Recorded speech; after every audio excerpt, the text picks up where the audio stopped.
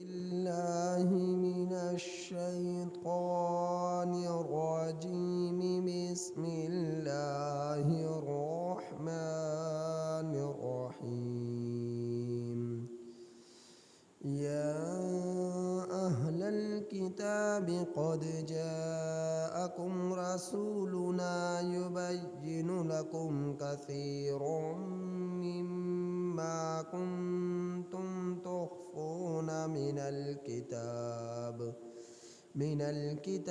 ويعفو عن كثير. قد جاءكم من الله نور وكتاب مبين يهدي به الله من اتبع رضوانه سبل السلام ويخرجهم من الظلمات إلى النور بإذنه ويهديهم إلى صراط مستقيم.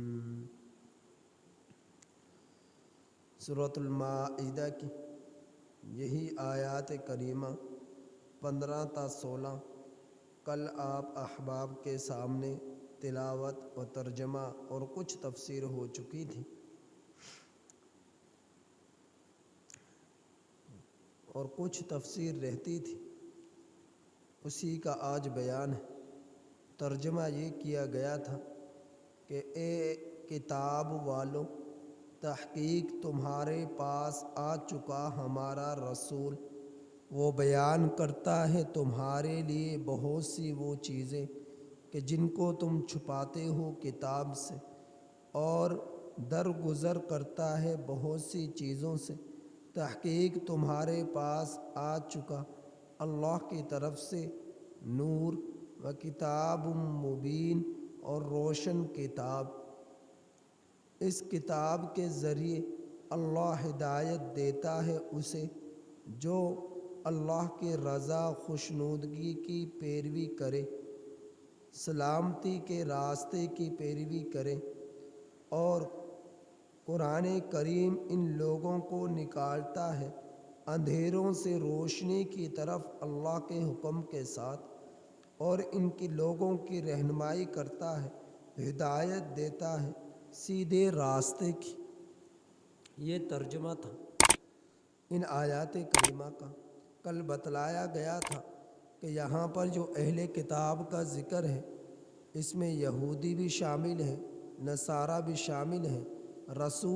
رسولنا سے نبی کریم صلی اللہ علیہ وسلم کی ذات اقدس ہے کہ وہ لوگوں کی طرف اللہ کی طرف سے بھیجے ہوئے برحق پیغمبر اور آخری رسول تھے، اور رسول کا کام یہ تھا کہ لوگوں کو بہت سی چیزیں وہ بیان کرے جو لوگ یعنی یہودی عیسائی کتاب میں سے چھپاتے ہیں، یعنی تورات اور انجیل کے احکامات، لوگوں کو ان کے مرضی کے احکامات اور مسائل بتاتے، اور جو ان کی مرضی کے خلاف ہوتے وہ نہ بتاتے، وہ چھپا لیتے، کیونکہ اس سے ان کی کمائی پر زد پڑتی کہ اگر ان کی مرضی کے ہم مسائل نہیں بتائیں گے تو پھر ہماری دکان نہیں چلے گی، تو وہ اس لیے لوگوں کو ان کی مرضی کے مسائل بتاتے، اور جو ان کی مرضی کے خلاف ہوتے جبکہ وہ تھے تورات میں انجیل میں تو وہ چھپا لیتے۔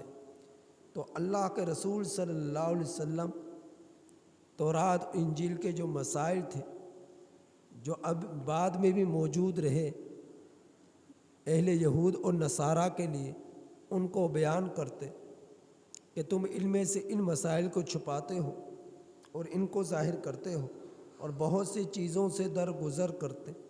کچھ باتیں ایسے مسائل ایسے تھے، احکامات و عقائد ایسے تھے جو پہلے موجود تھے لیکن بعد میں وہ منسوخ ہو گئے، تو اللہ کے رسول صلی اللہ علیہ وسلم ان کے بارے میں ان سے کوئی بات نہ کرتے، بس وہی بتاتے جو مسائل موجود تھے بعد میں بھی۔ تو اللہ رب العزت فرمایا کہ تمہارے پاس آ چکا اللہ کی طرف سے نور اور روشن کتاب۔ بہت سے لوگ غلط فہمی میں مبتلا ہیں۔ آج کا جو مسئلہ بتلانا ضروری سمجھتا ہوں غلط فہمی میں بہت سارے لوگ مبتلا ہیں اور لوگوں کو بھی غلط فہمی میں مبتلا کرتے ہیں، اور وہ غلط فہمی کیا ہے؟ اس آیت کریمہ میں نور کا لفظ آیا، قد جاءکم من اللہ نور و کتاب مبین، تحقیق تمہارے پاس آ چکا اللہ کی طرف سے نور اور روشن کتاب۔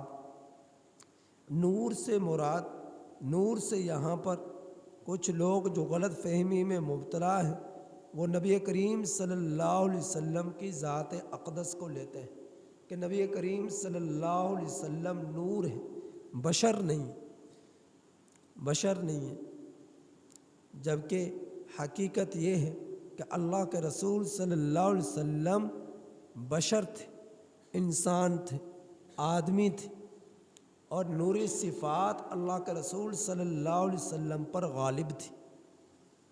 نوری صفات نبی کریم صلی اللہ علیہ وسلم پر غالب تھی۔ تو لوگ جو غلط فہمی میں مبتلا ہیں وہ یہ کہتے ہیں کہ دیکھو قرآن کریم میں اللہ رب العزت نے نبی کریم صلی اللہ علیہ وسلم کو نور فرمایا ہے، جبکہ یہاں پر نور سے مراد قرآن مجید ہے۔ تو قرآن مجید کو روشن کتاب کہا گیا، قرآن مجید کو نور کہا گیا۔ تو یہاں پر جو نور کا لفظ ہے یہ قرآن مجید کے لیے ہے، قرآن حکیم کے لیے۔ دیکھو حضرت آدم علیہ السلام کو اللہ جل جلالہ نے مٹی سے پیدا فرمایا اور مٹی سے بنا کر آپ کو ایک انسان بنایا، اور آپ دنیا میں کائنات کے پہلے نبی ہیں، پہلے پیغمبر ہیں، پہلے انسان ہیں، پہلے آدمی ہیں، پہلے بشر ہیں۔ کون؟ حضرت آدم علیہ السلام۔ تو اللہ رب العزت نے جب حکم دیا کہ آدم کو سجدہ کرو، قال یا ابلیس، قال یا ابلیس، قال یا ابلیس ما لک الا تکون مع الساجدین، اللہ تعالیٰ نے فرمایا اے ابلیس تو نے کیوں نہیں سجدہ کیا سجدہ کرنے والوں کے ساتھ آدم کو؟ تو ابلیس نے یہ کہا، کیا کہا؟ قال لم اقل لاسجد لبشر خلقتہ من طین، کہ میں اسے کس طرح، قال لم اقل لاسجد لبشر خلقتہ من صلصال، کہ میں اسے کیوں سجدہ کروں کہ جو انسان ہے اور جو پیدا کیا گیا ہے کس سے؟ کھنکھناتی ہوئی متغیر سڑے ہوئے گارے سے، میں اسے کیسے سجدہ کروں؟ مطلب یہ تھا کہ مٹی سے جو پیدا کیا گیا میں اس سے کیوں سجدہ کروں؟ پھر اللہ رب العزت نے سورۃ الاعراف میں فرمایا قال ما منعک الا تسجد اذ امرتک، اے ابلیس تو نے جب میں نے تجھے حکم دیا کہ سجدہ کر تو تو نے آدم کو سجدہ کیوں نہیں کیا؟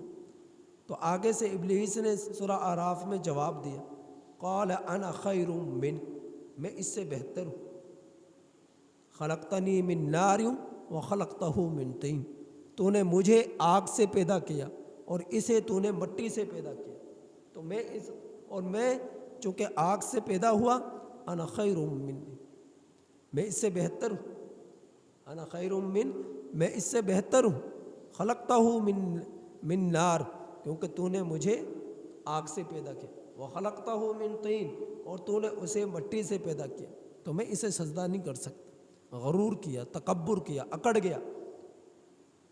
گیا۔ تو دیکھو ان آیات کریمہ میں اللہ رب العزت جب شیطان سے کہہ رہے ہیں کہ سجدہ کرو تو وہ کیا کہہ رہا ہے کہ تو نے اس سے مٹی سے پیدا کیا، میں آگ سے پیدا ہوں، تو میں اس سے بہتر ہوں، تو میں اسے کیوں سجدہ کروں؟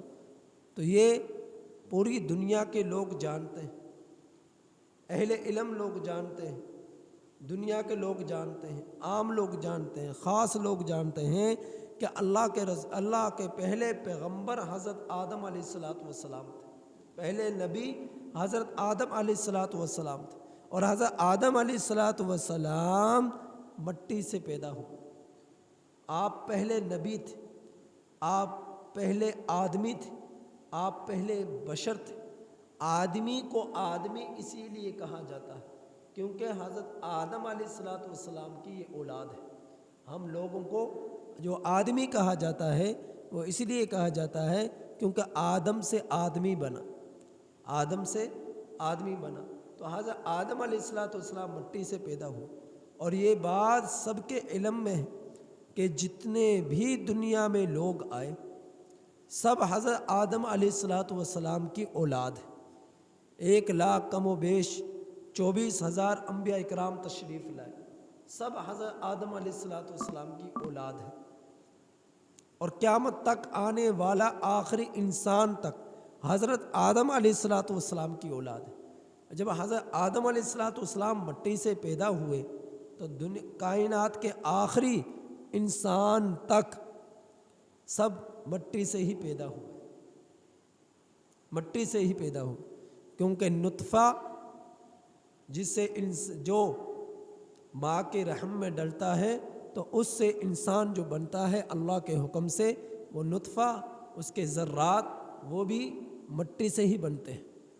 انسان جو کھاتا پیتا ہے خوراک، گندم، اناج، غلہ وغیرہ، پھل وغیرہ، یہ ساری چیزیں مٹی کی پیداوار ہے، مٹی سے ہی یہ نکلتی ہیں، مٹی سے ہی یہ بنتی ہیں. انہی چیزوں سے انسان کے اعضاء بنتے ہیں، انسان کا جز بنتا ہے. اور انسان جب مر جاتا ہے تو یہ پورا ڈھانچہ، یہ جسم سارا کا سارا مٹی بن جاتا ہے، مٹی بن جاتا ہے. تو مٹی سے پیدا ہوا، مٹی بنتا ہے، مٹی سے پیدا ہوا مٹی میں ہی جاتا ہے. تو حضرت آدم علیہ السلام جب مٹی سے پیدا ہوئے تو آپ کے تمام اولاد مٹی سے ہی پیدا ہو رہے ہیں. اور اس بات کا سب کے یقین ہے کہ نبی کریم صلی اللہ علیہ وسلم کی ذات اقدس حضرت آدم علیہ السلام کی اولاد ہے. لیکن نبی کریم صلی اللہ علیہ وسلم کو جو مقام، جو مرتبہ، جو اعزاز اللہ رب العزت نے عطا فرمایا وہ آدم کو بھی نہیں ملا، وہ انسانوں میں کسی کو نہیں ملا. حضرت نبی کریم صلی اللہ علیہ وسلم پوری کائنات کے لوگوں میں سب سے افضل ترین اللہ کے پیغمبر ہیں. آپ کے بعد حضرت ابراہیم علیہ السلام، اور ان کے بعد حضرت موسیٰ علیہ السلام، اور ان کے بعد دیگر پیغمبر علیہ السلام درجہ بدرجہ ایک دوسرے سے فضیلت حاصل ہے. تو نبی کریم صلی اللہ علیہ وسلم تمام پیغمبروں میں افضل ترین پیغمبر ہیں، سب سے اعلیٰ ہیں، سب سے زیادہ مرتبے والے ہیں، مقام والے ہیں، درجات والے ہیں، فضیلت والے ہیں. تو آپ صلی اللہ علیہ وسلم انسان تھے، بشر تھے، آدمی تھے، نور نہیں تھے.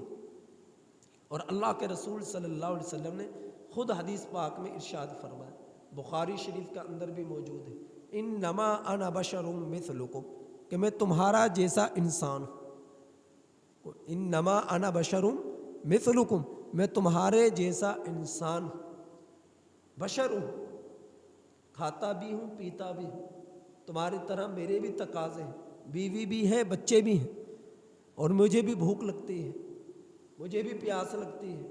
اللہ کے رسول صلی اللہ علیہ وسلم کے ساتھ بھی وہ تمام تقاضے جڑے ہوئے تھے جو انسانوں کے تقاضے ہوتے ہیں، ضروریات ہوتی ہیں، وہ اللہ کے رسول صلی اللہ علیہ وسلم کے ساتھ بھی تھے. اور نور جو ہوتا ہے، جس طرح کے فرشتے نور سے پیدا ہوئے، تو فرشتوں کو نہ کھانے کی ضرورت، نہ پینے کی ضرورت، نہ بیوی کی ضرورت، نہ بچوں کی ضرورت. اللہ رب العزت نے ان کو اندر اس خواہش کو ڈالا ہی نہیں، اللہ رب العزت نے ان کے اندر اس خواہش کو ڈالا ہی نہیں، وہ اپنے نور سے ان کو پیدا فرمایا. تو وہ نورانی بول. تو اسی لیے فرشتوں سے کبھی کوئی خطا نہیں ہوتی، کوئی گناہ نہیں ہوتا، وہ ہر وقت اللہ کی عبادت میں مصروف ہے. لیکن اس کا مطلب یہ نہیں کہ اللہ کے رسول صلی اللہ علیہ وسلم اور دیگر پیغمبروں سے گناہ ہو سکتا ہے. اللہ رب العزت نے اپنے پیغمبروں کے اندر اس قدر جو ہے آپ ان کے جسموں کو اس قدر بنا دیا کہ ان سے گناہ ہو نہیں سکتا، ان سے گناہ ہو نہیں سکتا. تو انبیاء اکرام علیہ السلام جتنے بھی ہیں سب کے سب معصوم عن الخطا ہیں، محفوظ عن الخطا ہے، خطاؤں سے محفوظ ہے، گناہوں سے محفوظ ہے، ان سے گناہ نہیں ہو سکتے، ان سے گناہ نہیں ہوتے، معصوم عن الخطا ہے، گناہ ان سے ہو نہیں سکتا۔ اللہ رب العزت نے یہ سب حضرت نبی کریم صلی اللہ علیہ وسلم کے سینہ مبارک کو متعدد مرتبہ چاک کیا گیا اور اندر سے دل کو نکالا گیا، آب زمزم سے اسے دھویا گیا اور پھر دوبارہ اسی جگہ پر رکھ دیا گیا۔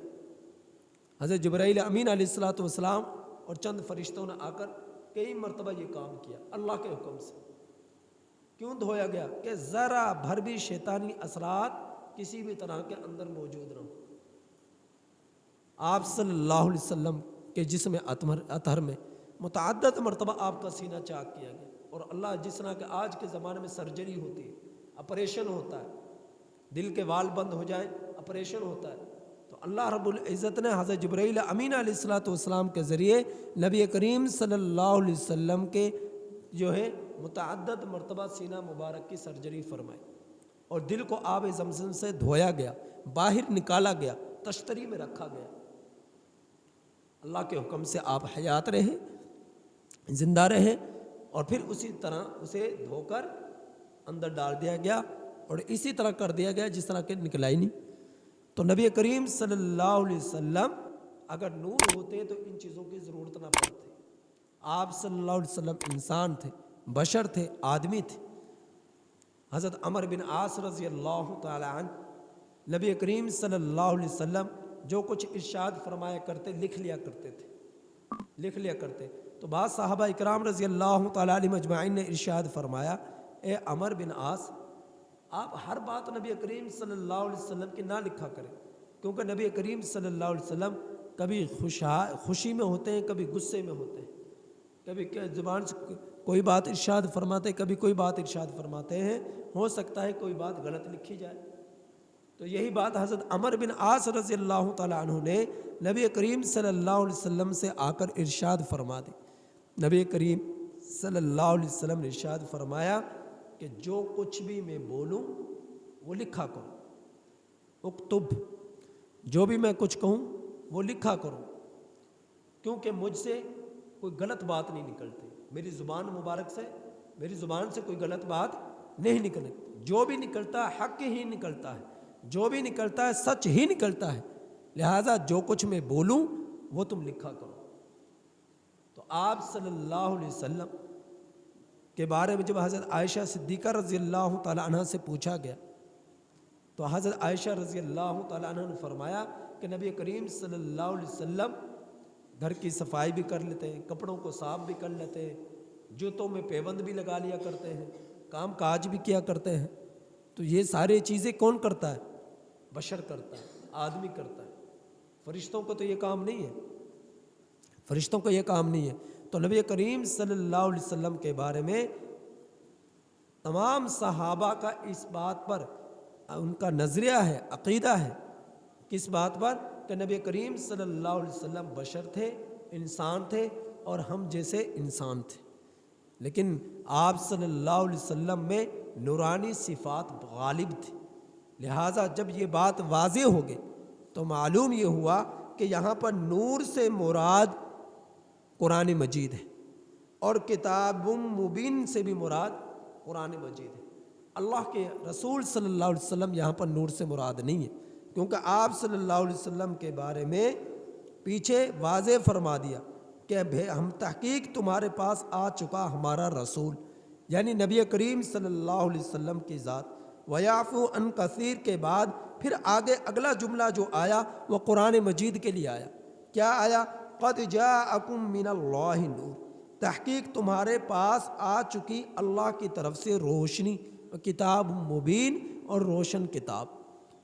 تو دو مرتبہ اللہ رب العزت نے یہاں پر تقرار فرمایا، روشنی بھی قرآن مجید کو بیان فرمایا اور واضح کتاب بھی اللہ رب العزت نے، کھلی کتاب بھی قرآن مجید کے لیے الفاظ استعمال فرمائے۔ لہٰذا اب تمہارا کام ہے قرآن مجید کی روشنی سے اپنے آپ دلوں کو، قلوب کو روشن کرو، اپنے جسموں کو روشن کرو قرآن کریم پر عمل کر کر۔ اور یہ واضح کتاب ہے، کھلی کتاب ہے، لہٰذا اس کے احکامات کی پوری طرح پیروی کرو، اتباع کرو۔ کیوں؟ اس سے تمہیں کیا فائدہ ملے گا؟ تمہیں اس سے یہ فائدہ ملے گا کہ جب تم قرآن مجید پر ایمان لا کر اس کے احکامات پر عمل کرنا شروع کرو گے، اس کی روشنی سے اپنے قلوب کو روشن کرنا شروع کرو گے، تو اللہ رب العزت اس کتاب کے ذریعے سے تمہاری رہنمائی فرمائیں گے، ہدایت دیں گے۔ اور جس شخص نے بھی من اتبع رضوانہ، قرآن مجید اللہ کے رضا کی، اللہ کے خوشنودگی کی پیروی کی، اتباع کی، سبل السلامی، سلامتی والے راستے کی پیروی کی، تو اللہ رب العزت اس قرآن کے ذریعے سے وَيُخْرِجُهُم مِّنَ الظُّلُمَاتِ، تمہیں اندھیروں سے نکالے گا، الی النور، روشنی کی طرف، بِإِذْنِهِ، اپنے حکم سے۔ تو اللہ کے حکم سے گناہگار لوگ تاریکیوں کی دلدل میں جو دھنس چکے ہیں، کفر میں، شرک میں، اور جو ہے ضلالت میں جو دھنس چکے ہیں، جن کے دل جو ہے افسردہ ہو چکے ہیں، تاریک ہو چکے ہیں، تو جب قرآن مجید کو تھاما، قرآن مجید پر عمل کرنا شروع کیا، اس کی روشنی سے اپنے قلوب کو روشن کرنا شروع کیا، تو اللہ رب العزت ان قلوب سے تاریکی کو نکال لے گا، کفر کو نکال دے گا، ضلالت کو نکال دے گا، گمراہی کو نکال دے گا، اور جو ہے نافرمانی کو نکال دے گا، اور اس کے اندر اپنی محبت ڈال دے گا، آخرت کی فکر ڈال دے گا، اور آخرت کے لیے سرخ روح ہونے والے اعمال کے جذبات پیدا کر دے گا۔ تو یہ فائدہ ہوگا قرآن مجید پر عمل کرنے کا۔ وَيَهْدِيهِمْ إِلَىٰ صِرَاطٍ مُسْتَقِيمٍ، اور اللہ رب العزت اس کے ذریعے تم لوگوں کو سیدھے راستے پر چلائے گا، صراط مستقیم پر چلائے گا۔ لہٰذا معلوم یہ ہوا قرآن مجید پر عمل کریے بغیر کوئی چارہ کار نہیں، ایمان بھی لانا ہے، عمل بھی کرنا ہے۔ معلوم یہ ہوا نبی کریم صلی اللہ علیہ وسلم کو خاتم النبیین کا یقین رکھے بغیر کوئی چارہ کار نہیں، ایمان ادھورا ہے، نامکمل ہے۔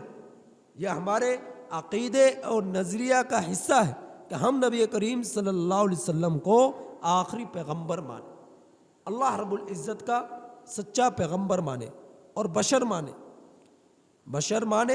آخری پیغمبر مانے، اور آپ صلی اللہ علیہ وسلم کو آخری پیغمبر مان کر نبی کریم صلی اللہ علیہ وسلم کی تعلیمات پر عمل کریں۔ اور قرآن مجید نبی کریم صلی اللہ علیہ وسلم پر اترا ہے 23 سال کے اندر، تو آپ صلی اللہ علیہ وسلم قرآن کریم کے ذریعے لوگوں کو آخرت کی طرف متوجہ فرمائے، حدیث مبارکہ کے ذریعے لوگوں کو آخرت کی طرف متوجہ فرمایا۔ اب قرآن اور حدیث پر عمل کریں گے، نبی کی زندگی کو اپنائیں گے، تو آخرت میں نجات ہے، ورنہ دنیا بھی برباد ہے، آخرت بھی برباد ہے۔ اللہ سے دعا ہے کہ اللہ تعالیٰ عمل کی توفیق نصیب فرمائے۔ الحمدللہ رب العالمین۔